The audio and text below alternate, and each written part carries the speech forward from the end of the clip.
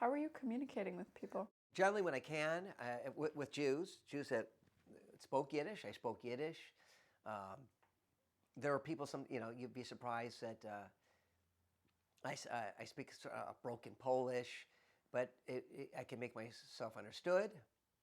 Um, I would find people that did speak English, even a broken English, a little English, a little Polish, a little German, a little Yiddish. You know, uh, I'd find people that could act as translators, sure. Uh,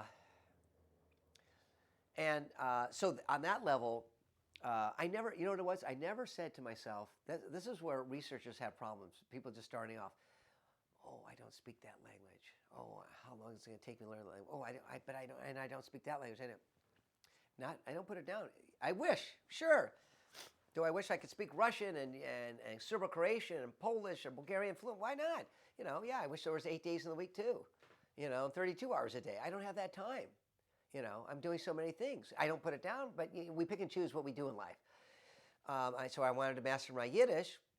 But as soon as you say can't, difficult, as soon as you put a negative in your mind, it's going to be hard for you. So people said, wow, you didn't have anthropology courses, ethnographic courses. How'd you do this? How'd you find this? You know what? I knew how to ask a good question. I knew how to listen.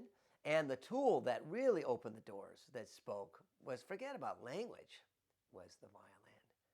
Very few ethnographic researchers like myself play an instrument. I know that for a fact. People have done this. People are doing it now. Yeah, some do, most don't. And that's where I always had it up on them. Because music touches a person in a very different way than language does. That's very academic. That's very the mind. Music touches the heart, touches the soul. Music can make someone think about something that you would have never thought of asking a question about. So I'm very grateful for that. And doesn't mean I don't pick up, I speak a little bit more Romanian now over these years and more Ukrainian, sure, yeah. But I don't say, oh, I can't go there because of this, or I have to take the Berlitz course, or I didn't do well enough. I'm just going to, because I have the field knowledge now, and I also know what kind of questions to ask and where to find people.